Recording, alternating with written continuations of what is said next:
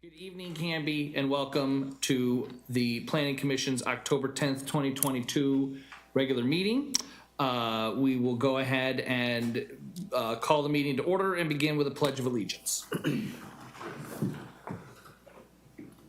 I pledge allegiance to the flag of the United States of America and to the republic for which it stands, one nation, under God, indivisible, with liberty and justice for all. Excellent. So with that, we'll move on to item number 2, which is the consent items. We do not have any minutes to approve tonight, so the only consent agenda item that we have is the draft Planning Commission meeting is the Canby Center DR 22-07 /VAR 22-02 final findings. I'll entertain a motion for approval. Mr. Chairman, I make a motion to approve the minutes of DR 2207 and VAR 2202 as submitted. Is there a second? I'll second. It's been seconded by Commissioner Ewert, or it's been approved by Commissioner Ewert, seconded by Commissioner Hutchinson to approve the consent items. All those in favor? Aye. Signify by saying aye. Aye. Aye. Any opposition? Is there any abstentions? Abstain. One abstention. I wasn't there. The motion, I'm assuming, carries, even though it was, yeah. Right? No. Don't need quorum to vote. Yeah, 4. 4 to vote yes, even though there's a quorum here, Everybody has to vote yes. in order for it to approve. Are you sure?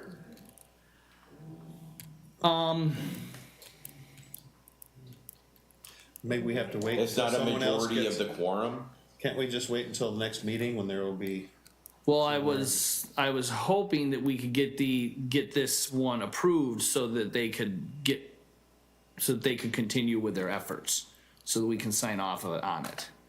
Are we sure 3 won't do it? Pretty sure. Recording in progress. Because I understand the quorum, there has to be 4 of us as a quorum to be here, but I would assume that a majority of the quorum would be an approval. The present, Yeah. to be present to vote, right? It does, I don't know, that doesn't seem to make sense to me. Well, I mean present or present virtually, part of the meeting, Yeah. but I don't think we ever vote based on the number of the people on the council. It's based on the number of people present in the meeting, Yeah. but Are you double checking that, Lainey? No. No? Roberts, Yeah, I know it's in the quorum rules that lay it all out are in the state. I've read them before, but I don't know the answer to this one. A quorum is the number of members of the decision-making body who must be present in order for the body to conduct business and make decisions. Yeah, so we have a quorum here. And so therefore we are able to make decisions as a quorum. And considering a majority of the quorum has voted to approve this, then my understanding of it is that can be approved.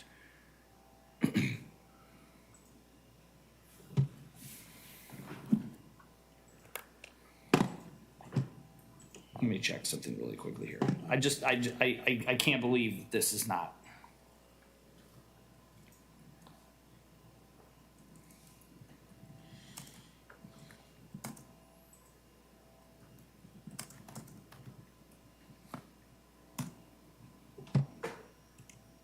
No, not quarter.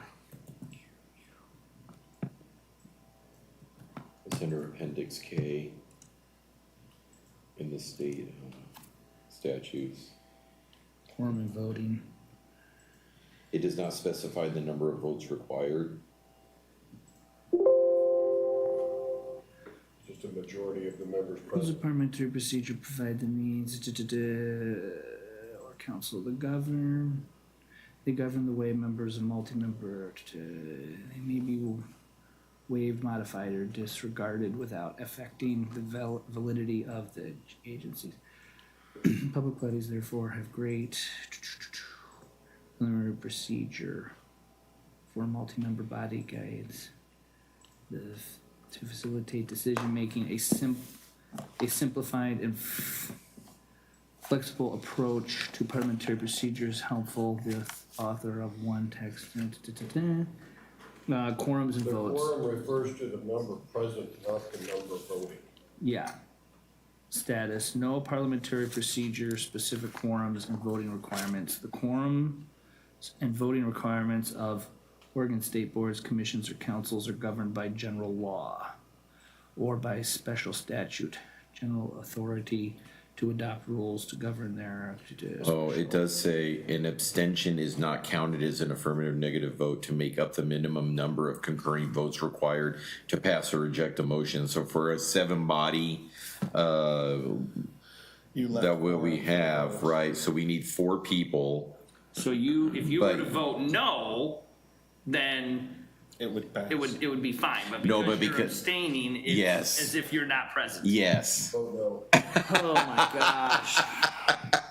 But tonight, That's why. we only have 6 members on the board right now.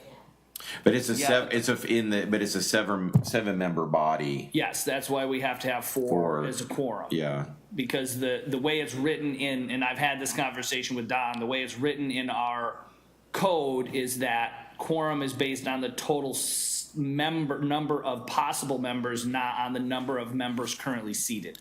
Can So- we re-vote? Can we make a new motion and re-vote? Well, yeah, I during mean, this technically meeting? the motion failed, Yeah. and so it could be, Did it fail, or did it just not move forward due to failure of quorum? Yeah, it stopped, not failed. Okay, so then do we, I think it ends up, if he's gonna abstain, it tables until next meeting, doesn't it? I don't mind changing to resolve this. I think we I can voted just, for it. I think we can just do, there was a technical difficulty in the recording, because I didn't hear that the meeting was starting to record until halfway through the discussion. So let's go ahead and take a second vote, just to clarify anything. All those in favor? Well, that's fine. Do you want to? Okay. Okay. Should we officially make the motion again? Yes. Okay, so we're gonna officially make the motion Present it again. again. Yeah. Start from Okay, the top. and you thought this was gonna go easy tonight. Look at You this. did this to us. Okay, Commissioner Ewert, go ahead if you wanna. You start from the Okay, top. we have one consent item. It's Canby Center DR 22-07/VAR 22-02 final findings. I'll entertain a motion for approval. Mr. Chairman, I make a motion that we approve the findings of DR 2207 and VAR 2202 as submitted. It's been moved by, oh, go ahead. I second. Okay. It's been moved by Commissioner Ewert, seconded by Commissioner Hutchinson to approve the consent item consisting of Canby Center DR 22-07/VAR 22-02 final findings. All those in favor signify by saying aye. Aye. Are there any oppositions or abstentions? None noted. The motion carries. It is approved. There we go. Thank you all very much. Now we'll move into our third item on the agenda, which is citizen input on non-agenda items. This is an opportunity for members of the public to address the Planning Commission on non-agenda items. Each person will be given 3 minutes to speak. Staff and the Planning Commission will make every effort to respond to questions raised during citizens' input before the meeting ends or as quickly as possible thereafter. Is there anybody in the audience tonight? I know that we have a packed house and you're all clamoring to come up here. Is there anybody out there or in TV land who wishes to address us on a non-agenda item? Bueller? Okay. I don't think we have anybody online, correct? Thank you all for your patience for all of that. Okay, so moving on to item number 4, which is new business, which we have none of either, so that was pretty quick. Public hearings. We have a hot agenda of public hearings. No, that was wishful thinking. We don't have any public hearings tonight either. And so now we're moving on to our 6th item on the agenda, which is items of interest and report from planning staff. And with that, I believe I will turn it over to Ryan to take it away. Can everyone hear me okay? Yes. Okay, good. So the first item before my presentation is actually the planning director's update. We just have one major update, which is, so as you guys know, we put out an RFP for the comp plan update, transportation system plan update. We have chosen a consultant team that would be led by 3J and assisted by DKS, the traffic consultant. So that's pending city council approval. But that is moving ahead, and so we're all excited about that.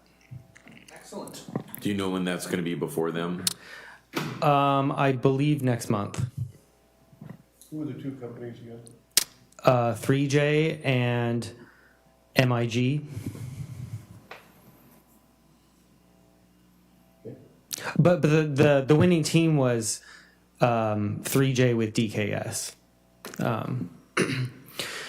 So that is our main department update for tonight, but then I'm going to transition into a presentation just in general on everything that our department does on a daily basis. So if you have any questions about the first part, about the comp plan update? No? Okay. So this is a presentation partially because we like everyone to understand everything we do.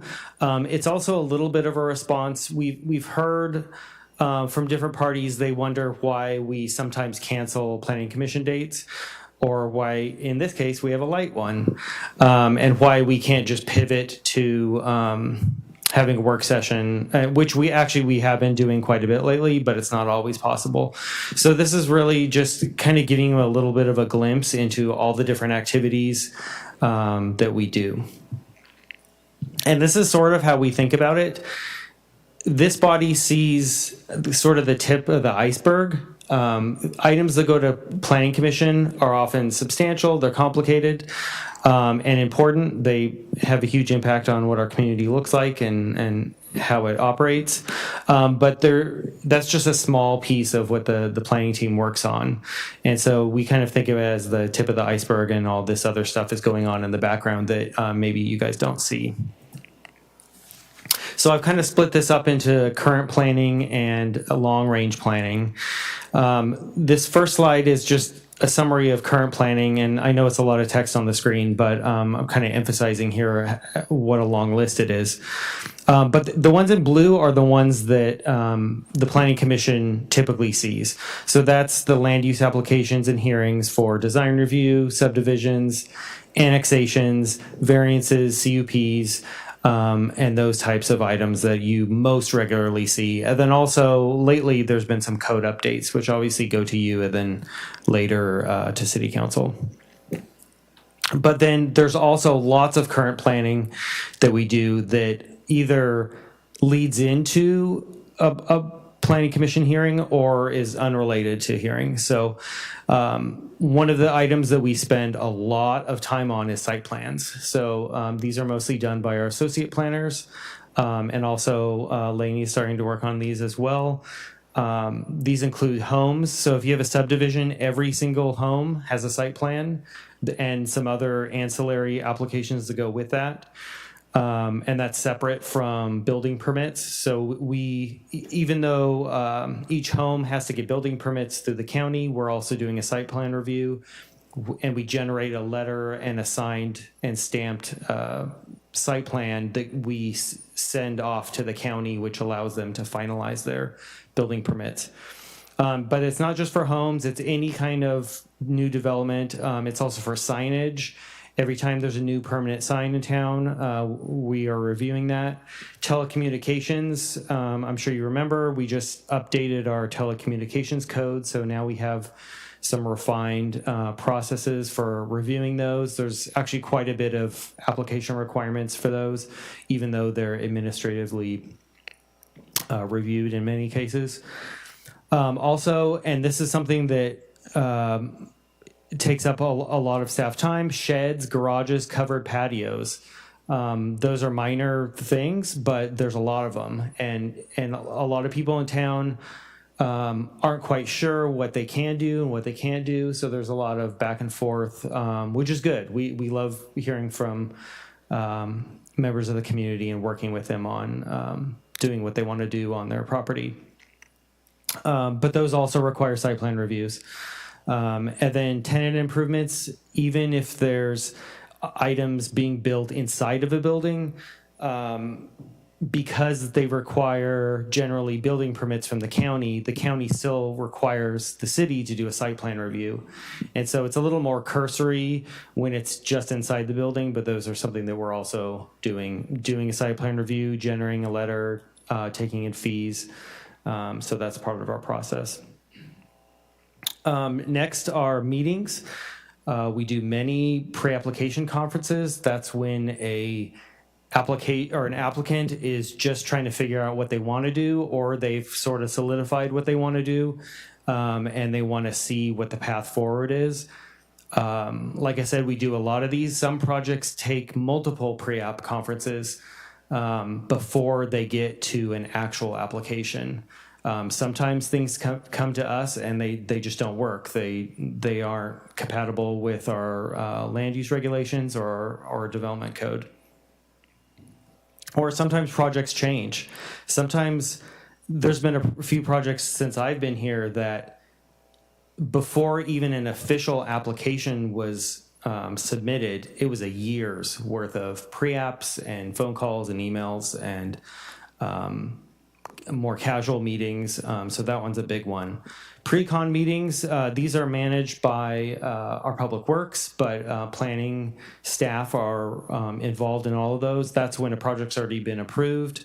It usually heavily revolves around utilities and public improvements, so that's street frontage requirements, water, sewer, electricity, all that great stuff. We do final plats. Every time a subdivision comes through, it might be approved at Planning Commission, but it comes back to us as a plat. There's a whole process that goes along with that. Often there's revisions needed, and so there's a lot of back and forth. Lot line adjustments and partitions, those we're mostly doing it administratively now because they don't need to go to Planning Commission, but we do see quite a few of those. Noticing, Lainey's definitely the expert on this. We do a lot of noticing or circulation also of application materials to agencies, DLCD, which is the state, people with standing that have commented on a project, and we also notify the newspaper. We also help applicants with radius mailings. Obviously, it depends on the application type, how big the circle of the radius is. And also, we've moved away just recently from placing our own city signs out on development sites, but we are still heavily managing how the applicants do that themselves, because obviously we want to make sure they're doing it right. This is possibly, and Lainey and I were just talking about this a few minutes or earlier today. This is maybe the thing that we spend the most time on, more than anything, is public questions. We get many phone calls, voicemails, emails, and we also meet people at the counter. Even for small issues, sometimes this is 10, 11, 12 phone calls or emails back and forth. It's a really important part of our job, but I think some people don't always realize that that's such a big effort. And it's not just for admin staff. That's really all of us, from the planning director to our office specialist. That's everyone. Zoning letters and information requests. Sometimes we get requests for information that's more complicated than something we could just do easily. And so we have people fill out an application asking for that information. Sometimes it takes hours of digging to find older documents or approvals. Business license sign-offs. And I apologize, this is just a long list and I'm going one by one. There's a lot of me talking, I'm sorry. But business licenses, so every business license, every new one that comes through, planning, along with police and fire, we all get a sign-off. And so some of those are super straightforward. Like say you have a new salon that's going in where another salon was already there, that's super straightforward. If you have someone trying to do a daycare on a cul-de-sac, it gets a little more complicated. And so we have to talk to people about, you can't really have signage unless it's super minimal. You can't have a certain number of people coming to your house every day, or you have to keep it under a certain amount. So that's one of those checks that we're doing on stuff that kind of filters through the city. Addressing, this is quite a big undertaking, especially for big subdivisions. Historically, Lainey has done that, and she does a great job of that. Certificates of occupancy. This is something I mostly do. This is anytime a project is finished, unless it's a single family home, the county is managing a C of O process where we are one of the people that need to sign off on it. So that often means I go out in the field and make sure that their bike parking is there, or their ADA parking, or their landscaping is in, and all those things that often when a project is being built are sort of rushed at the last minute. And so that's really our last check to make sure they're complying with all the conditions of approval that have been put on the project. And some applicants choose to do a TCO, which is a temporary certificate of occupancy, and then they do a final. So that's often going out twice for one project. The TCO is more life and safety kind of issues, and then the final is when if it's split up, that's when we look at landscaping and items like that. We coordinate with code enforcement. We have a lot of code enforcement. I know we've talked about that before with fences, sheds, driveways. There's new issues all the time. We coordinate with our economic development folks. If you've ever been in a pre-app meeting or pre-con, Jamie's usually there. So we collaborate really heavily with our economic development team. That includes events as well. If someone's doing a wait park reservation, sometimes we're involved in that. Development Direct, the last item on this slide, is something that's new. That's the county's new permitting software, which actually has added quite a bit of work for the city. It's an extra layer of steps that we have to do when we do site plan reviews. So not only are we doing our own process, but we have to upload our documents into the county system. And the way Development Direct is set up with the county is if there's issues even by another agency or another department at the county, then it has to go through another cycle, and our staff have to go back in and reapprove what they've already approved in an earlier cycle, because there's this system of checks to make sure everything's complete. Right now we have our office specialist, Emily, is mostly filtering most of the stuff that comes in and out of Development Direct, but she's not the only one. So this is just a slide of our municipal code kind of portal. I'm sure you've all used this before. This is where we guide people to when they're wondering what they could do with their land. The bottom middle button is the whole code. That's all the chapters. They're in PDFs, but this slide is just kind of emphasizing that really everything we do with applicants and citizens is really about navigating them through our code, which is not always the best. There's definitely sections of it that are not worded great or are complicated or hard to understand. So that's really a lens that we're doing all of our work through. Going back to site plans, this is a chart I've been maintaining the last few years. So you can see that site plans have definitely ramped up.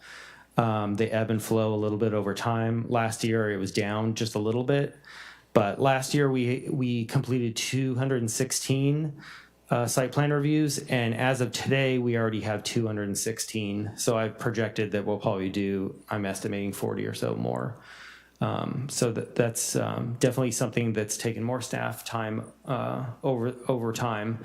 And as we get new developers in Canby that are less familiar with our code, we do see a lot of site plans that have to go back and forth. We deal with many site plans that are not approvable when they first walk in the door. So a lot of those require a lot of back and forth with our applicant and builder teams to make sure that the project meets setbacks, garage standards, height standards, everything else. So before I went through current planning, this is long range or advanced planning work, and there's some overlap, but I'm just going to kind of go down the list like I did before with current planning. We obviously do a lot of code update and research and writing. Some of that you see, some of it we do in advance that we're kind of working on all the time. Like the Planning Commission, we have sort of a running list of things that we'd like to fix. Other times we do a more comprehensive update to a section of our code. Probably the most recent was the telecommunications code. Then we also updated, as you know, our housing code to reflect the new housing laws. We do code interpretations. Some areas of our code we just can't get to right now, and if it's vague or hard to understand, occasionally planning staff, with the approval of the director, will make a code interpretation. We've done less of those in the last few years, I think, because we've more solidified how we treat the code and we fixed it in many cases. But we do have a book of code interpretations, which basically says, this is what the code says, but there's some gray area within that, and this is how we are consistently defining and using the code to implement the idea of, or the intent of what that code section is. Obviously, you don't want a million code interpretations. It's better just to improve your code and fix it so there is no ambiguity, but there's always a little bit of interpretation required. We do mapping updates. So Brianna's been working on updating our zoning map as land either is annexed or rezoned, which has been relatively rare lately. With our upcoming comp plan, there'll probably be a lot more of that. We'll have a consultant team doing mapping, but we'll also be involved, and then we'll eventually take that over after the consultant is done with their work. We do work sessions with PC and council. We coordinate with the county and DLCD. We coordinate a lot with Public Works. As you know, Public Works always has a list of projects of city-initiated projects that they're working on in the city, whether it's streets, parks, the Grant Street Arch, Splash Pad, Dog Park, the Walnut Road extension, any of that. Even if it's led by Public Works, planning is often pretty intimately involved in those processes. Another item that is a big time commitment for the planning team is we are liaisons to several committees. So in addition to Planning Commission, we also are liaisons to Traffic Safety and Safety, which is an internal city committee. Those are Brianna. For the last 4 years, I've been the liaison to Parks and Rec. And then Emma is now doing Bike and Pedestrian, which are all really involved, great committees that do a lot of work. And there's a lot of background work that goes into helping those committees move their ideas forward. We've been definitely involved in ODOT tolling. That's something we've been tracking really closely. Lots of meetings with that, with ODOT, with the other cities and counties involved. New housing laws, I talked a little bit about that. There's been more and more housing items coming from the state, and so we have to keep on track of that and make sure we're being consistent. We do a lot of housing and population reporting to Portland State. So Portland State University is basically the clearinghouse for population and housing data. So every year we have to give them lots of data on how many housing units we've permitted and how many we've produced. So how many are approved and how many have actually come online. And that's actually a pretty significant undertaking to track that and then get all the information they need. They also track how much of that is designated low income, which we don't really have any of that right now, but then they also ask specific types of housing. So there's actually 2 sets of information, and those happen each year.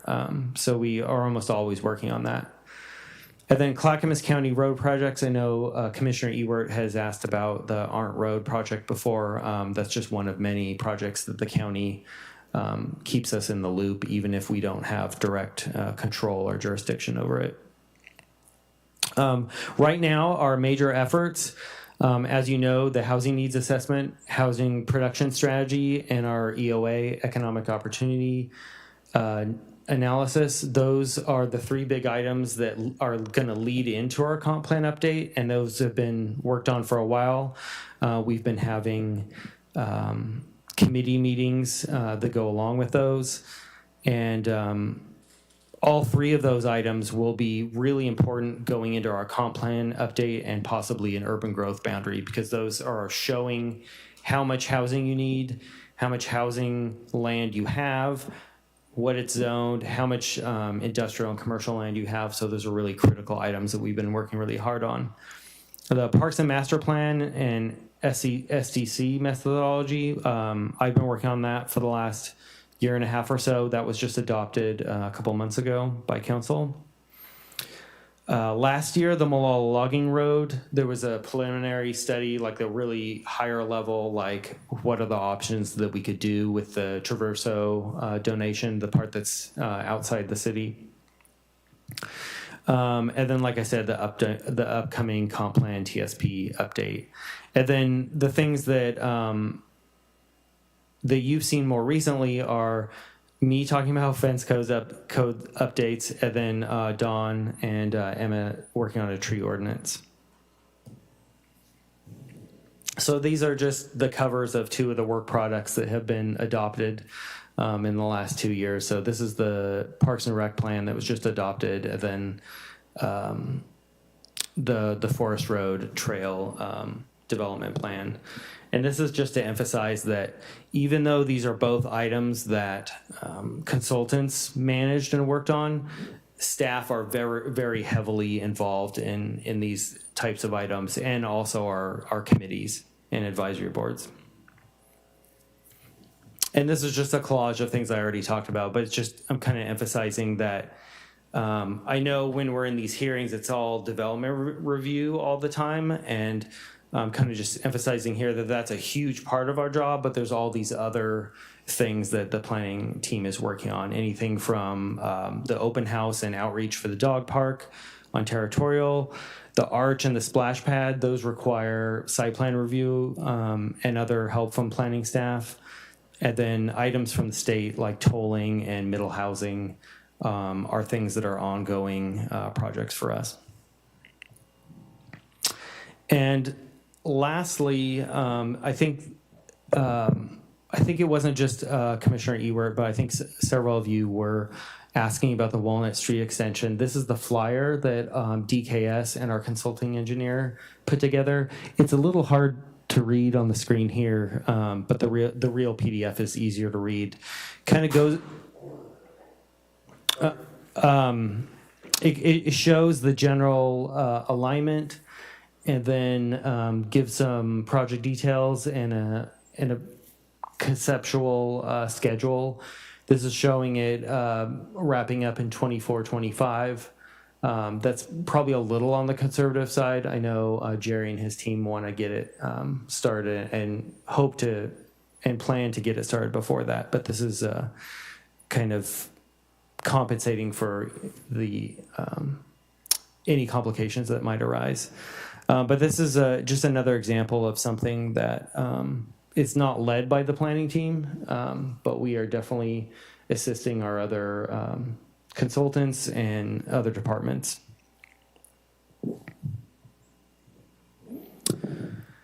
And so that actually concludes my presentation. I apologize for the long. Okay. But I hope that gives you an idea of some of the. Obviously, you guys see a lot of the development review side of what we do, and this is just meant to be a summary of the whole breadth of the stuff that we're working on. Excellent, thank you. Is there any questions on any of that? Just a comment that thank you. It's a good reminder for us. Thank you for going through all of that. And it's a good reminder for us of everything that you guys do, and for the thousands of community members watching at home right now. And I just got to say that you guys do a lot. I think, in my opinion, I think our city runs too lean for its size and everything that it has to manage. So I appreciate you all. We appreciate that. Thank you. Anybody else? I just have a couple of things. The certificate of occupancy, it sounds like that takes up a bit of time, and I think I've talked to Don about this, and there's some frustration around the fact that that has to come back to the city, even though the city doesn't have a whole lot of control over that. Is that correct? I don't know that I would say that. I think it's our last shot to make sure that all the conditions of approval that are in the land use approvals that you guys approve are actually done. Okay. And when they aren't done, that's not because someone's a bad actor necessarily. You know, projects are on tight schedules, and they're usually wrapping stuff up at the last minute. And sometimes we, find out, oh, there's street trees that didn't go in, or this sidewalk ramp isn't ready to go, or the approval said that you had to build 4 bike racks, but we only see 3. And so that's, I think it's actually a great opportunity for that, and also planners to get out there and see what's actually being built. So I wouldn't say it's a waste of time. It's usually not a long visit when we go out. If they do a TCO and a final COO, you do have to go out twice, but it's not something that takes up a huge amount of time compared to everything else. I seem to remember there was something in talking to Don that there's some sort of, it appeared to be a redundant thing that comes from the county back to the city that really isn't necessary, and I might be thinking of the wrong thing. He might be speaking about Development Direct. Well, that's the next thing on my list. Yeah. It sounds to me like So I know that the city contracts with the county to do those building things.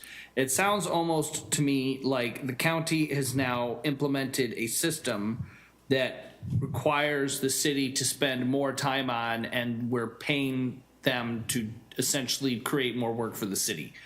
Is that a correct interpretation or no? Am I being too feisty? Maybe somewhat. I mean, we do have a contract with them that I know we revisit periodically, and I'm assuming that's next time around. That's something that we'll discuss.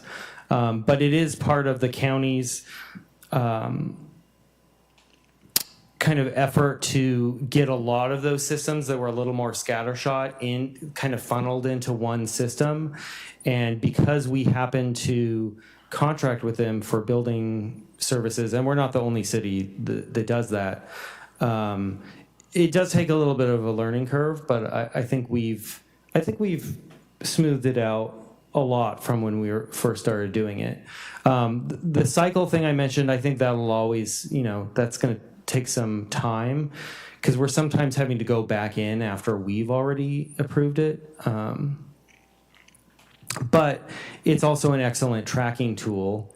It's better than in the olden days where, everything was in paper and in big folders, especially at the county level. If we have a question for them on something, it's a lot easier for them to pull it up out of that system, because it shows all the submittals, it shows all the approvals, it shows how the process went on their side. So. Okay. The last thing I guess I would say is that I appreciate you going through all of this, and I as well appreciate all the work that the planning department puts into this. Regarding this particular meeting, one of the directives from the city council, it was made ringingly clear to myself and others, was that the planning commission is not to be canceling planning commission meetings because there's too much to be done. Right. And I guess I would say that, and I told Don this essentially, and I'm just going to make sure this is on the record for everybody. If a meeting has to be canceled and there's good reason to do it, I see no reason to have meetings. But I think it is imperative that either Don and I, or you and Don, or somebody go to city council and say, this is the reason this meeting is being canceled. Either because we have taken some of these code things to a point where now it's time for the city council to weigh in on it and they have not done so, or something along those lines. I have no problem canceling a meeting as long as it's made clear to the city council that this is why it's happening. Sure. Because I don't want them coming down on you folks or us, because I'm not going to have it. Where we can only do so much, just like you folks can only do so much, and expectations need to be realistic. So I just want to make sure that you folks and everybody in the planning staff don't think that I or anybody on this board is trying to be a tyrant to have meetings. I just want to make sure that our any directive that's being done is made clear on up the ladder to the city council. Sure. I think that sounds reasonable. Okay. Any other questions on that? Okay, was there anything else from you, from the planning staff? Not tonight. Okay, we were gonna talk about the next planning commission meetings. Is the next item on here? Yes, the next meeting is October 24th. Okay. October 24th? No, that's November. Getting way ahead of myself here. Is everybody gonna be able to make that one? Do we know what's gonna be? Do we have a rough idea of what might be on that one? Yes, that's a development review annexation project. So that there will be a public hearing for that on the 24th. And then do we have a joint commission city council meeting on the 19th? I believe so, yes. And is that fences or what is that one? That is not fences. Is it trees? I don't think I it's don't trees. think it's trees. I apologize. Or is it the parks thing? The parks priorities will be discussed at that meeting. I'm not 100% positive that was the point of the joint session. But we do have a joint session with them, correct? Yes. Okay, just so you know, I am going to make every effort to be there for that one, but it's going to need to be, I'm going to need to join remotely. So get the fire extinguisher out in advance to make sure this doesn't set on itself on fire when I call in, because I have a work thing down in California to go to on the 19th. And so, let me just look at this here. I wouldn't admit where it is either. Oh my gosh, no, actually it's gonna be in Tahoe, Oh, but I don't know, it's not gonna be fun. We're gonna be sitting through these, it's essentially like speed dating with greenhouse growers. I am not excited, but it'll be interesting, that's for sure. I don't think there's any tiki bars in Tahoe, so I don't actually fish. I never was a fish. you'll be a fisherman when you leave Tahoe. Oh, really? Then it would need to be a really stellar experience because the fishing just drives me crazy. I think from the looks of it, I'm assuming that we're not looking to, everyone will be back after Thanksgiving on the 28th, correct? I'm looking ahead for planning commission meetings. We have one on the 28th which would be the Monday after Thanksgiving. And then I'm assuming preemptively, the city council won't be too much of a Scrooge and require us to do meeting on the 26th of December, the day after Christmas. Oh, you know they're gonna cancel theirs, so I don't think it would be fair for us to have one Okay, also. so I think we can just plan now to have that one canceled. Okay, very good. Anything else regarding future meetings? No? Okay. So now we'll move on to the next item on the agenda, which is items of interest from the Planning Commission. Is there anybody with items of interest? I have an item of interest, and sort Take of it in away. conjunction with what we've been talking about tonight, with everything the Planning Commission does. And you know, when I talk to people in the community about the city and the inner workings, you may have run into this as well. You know, it seems like the average citizen doesn't know a lot of details about the inner workings of how the city works, and a lot of our political discourse kind of goes to these big polarizing issues on a national level, but there are a lot of unsung heroes at, you know, the city level, the local levels that make the city run well, so we have a great city to live in. And I found out yesterday that today is Laney's 11th anniversary with the city of Canby. Oh my gosh. And I just want to say happy anniversary. Thank you for all you do. Congratulations, that's awesome. And how has it been for 11 years? Pretty darn good. That's what we like to hear. Excellent. So Well, that thanks was for all. bringing that up. That's Absolutely. awesome. Any other items of interest? Commissioner Ewert? Two things. Sure. One, I'm glad that the,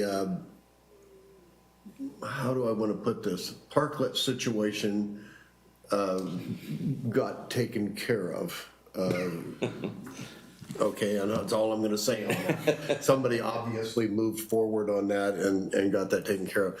The other thing that I'm very curious about, and I see it kind of starting to creep away on us, and I noticed that in your presentation tonight you talked about codes and so on and so forth, and that is the fact that businesses using the sidewalks in front of their businesses for retail space. What is our, do we have any rules on that? And if we do, who enforces those? If we don't, how do we make that happen? We do have a temporary vendor permit that covers some things. I think some of what you're talking about is just done by the businesses. But our main thing has always been ADA. And so we definitely call businesses or reach out to them or go meet with them when they've violating ADA, because that's the big thing is, and that's definitely been an issue in downtown. There's some blocks where there's been a lot of A-frame signs, and there's also picnic benches and stuff like that. So we recognize that everyone wants a vibrant downtown where there's a lot of activity and stuff going on, but we always try to make sure that you can get a stroller or wheelchair or something through. Okay, so what I see happening is there's 2 or 3 or 4 businesses that are starting to creep using the sidewalks for their retail space. And I'm a walker, and so I actually find myself having to kind of weave my way through some of this. And I'm not really sure that's what we intended our downtown and our sidewalk areas to be used for. So I would like to know what the rules and regs are associated with that, and whether that's something that we're just going to allow to spread, and or whether it's something that we kind of maybe need to nip in the bud early on, because I see it starting to be, it's starting to grow. Sure. That's all I have on that. Okay. I'd like to weigh in on that a little bit, because I've had a little more experience lately dealing with people who depend on the ADA regulations to get around town. And, well, this very dais is not wheelchair accessible, which was something that was brought up to me by a staff member. And one of the problems that we have with a enforcement-based system is that we have businesses that we like very much that we don't want to get in trouble, and that may be stretching the rules a bit. And, it's hard for us as individuals to drive that kind of enforcement because it conflicts you. And so it would be nice if we could find some way, at least in the commercial areas, that we could be a little more proactive. Well, and I guess to that point, and I still have not gotten my head wrapped around this, but during the budget committee meetings, it was brought up that part of the money was put into the budget to separate the evidence technician and the code enforcement agent and create those as 2 different positions. So I assumed that in this current budget cycle, that's what would be happening. And now, from the sounds of it, that's not what's going to be happening, that's actually not going to happen until sometime next year. Which confuses me because we put money in the budget for that. So that is something that I've got to add to the list of things to look into, because that's why I've brought it up to this council before to say, these are going to be 2 different positions, and we should start to be able to have the code enforcement agent police these things. So that's my bad. Are you basing that on the answer they gave me? You just see when I went there and Yeah, I saw that. and saw that. I heard that. I went to city council and talked to them about that very thing, and the idea of, I think for a city our size and everything has going on, this kind of, code enforcement by tattletale isn't going to work really anymore.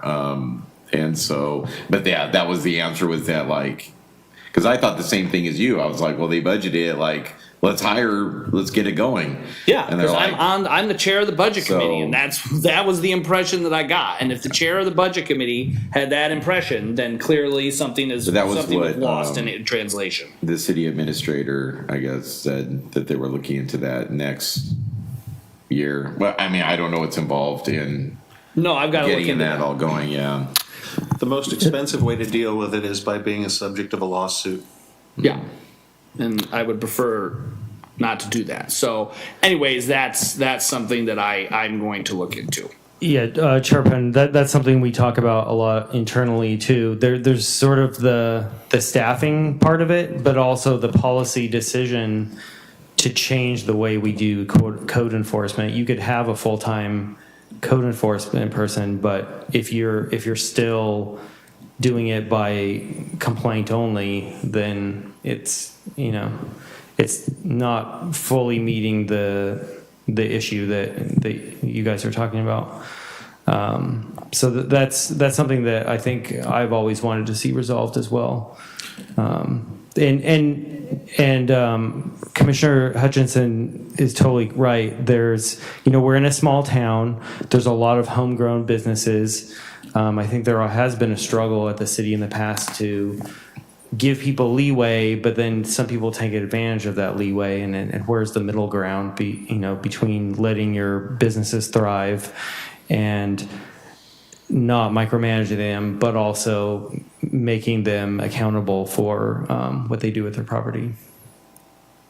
Okay. But to answer Commissioner Ewert's question, we do have, there's code on that action, right? There's outside vendors application for a certain period of time. Yeah, there is, but I'll admit I don't know that piece of it by heart. So, but I think it's perfectly reasonable for us planning staff to come back if that's what the commission would like, to report back on that code area. Yeah, I think that would be good. Yeah, I'm good with that. I just don't know if we have a regulation, and obviously if we don't have a regulation, we probably need to talk about that. One of our planning chairs, low-hanging fruit situations, so, yeah. There you go. I have a question in conjunction with that I'm just kind of curious about, that I wasn't able to really see in our code very well. When I tried looking for it, is home-based businesses. So I can think of two that I'm just going to be vague.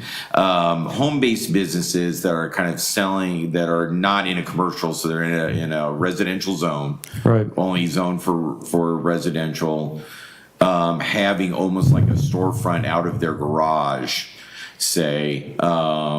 How does that work? I assume you would have to have a business license, but how does that work when you're not in a commercial district? I was kind of curious on that. I couldn't really figure it out. The regulations that we have on that is pretty robust, and when you apply for a home-based business, there's a whole packet of materials that go through all that. It's not supposed to look like a business. It's supposed to, if you have signage, I think it says you can only have like a small nameplate. Okay. And you're only allowed, I think it's 7 visitors per day. I know I've processed a few that are just like a single hairdresser that only has 1 client a day. And so that's a slam dunk. But yeah, when you get into these, especially, I think part of the struggle is some businesses change over time. And so when they first applied for a business license, maybe they were just doing taxes on the internet, and then all of a sudden they have 1 or 2 people coming by, and then all of a sudden you have 10 people coming by, and it's right now the business license renewals we generally don't see. That's our administrative department. The planners only see it when it's a new business license.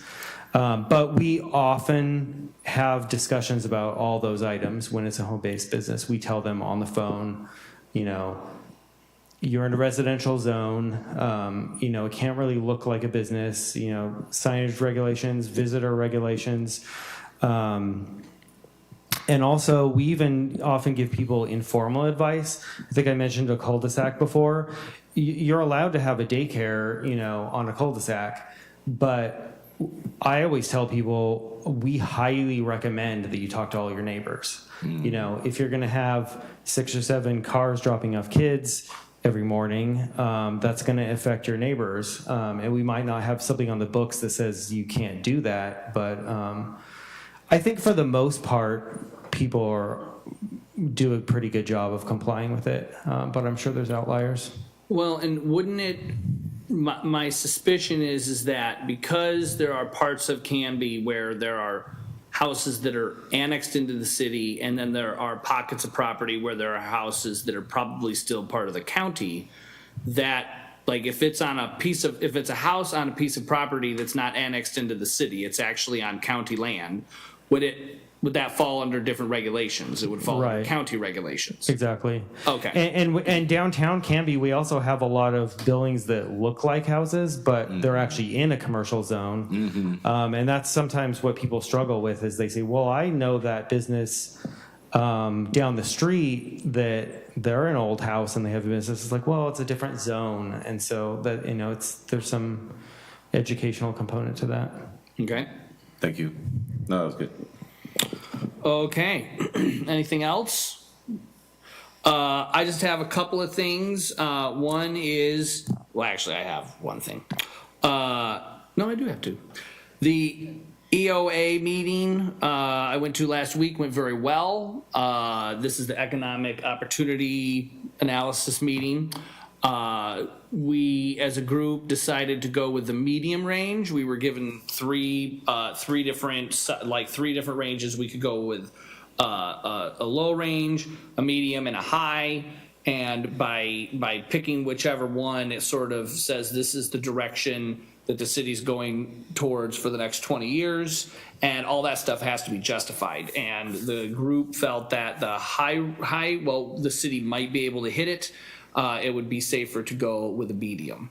So in the end, that's all. That I think we will have one more finalized meeting, and there might be one more open, like community open house about it, and then that will move on to its next phases. So that went very well. I'm assuming at our next meeting we will hear from either Commissioner Jarosh or former member James Heeb will be here to discuss how the housing needs one went so that we can get an update on that. So we'll see what happens at our next meeting on those. The other thing that I'm working on, and I'm I guess I'm going to be working on it as a representative of the Planning Commission, is the street maintenance.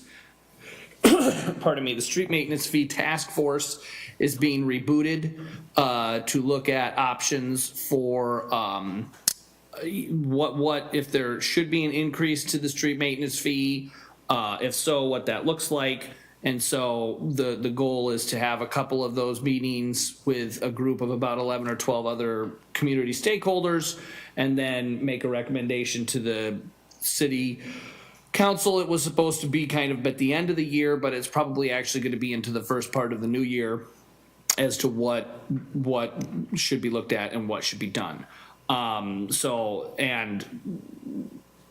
I will be serving as the chair of that committee because I'm the one that has been beating the streets drum for a long time. So I had a meeting with Jerry today about, the makeup of that committee. We're going to be starting to talk to some of the community members to make sure that they want to be part of it and build out that group. And then probably at the middle of November is when we'll have our first meeting on that. And I'm super excited about that one. So that's it as far as things that I'm working on. Anything else? Anything else from you folks? Oh my goodness, look at that. 1 hour, just over 1 hour. Oh, I think we've set a record. It's great.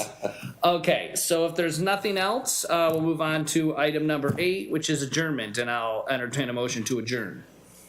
I move to adjourn this meeting. It's been moved I'll second. and seconded to adjourn. All those in favor signify by saying aye. Aye. Any opposition? I didn't think so. The meeting is adjourned. Thank you very much, Canby, and we'll see you at the next one. Have a good night.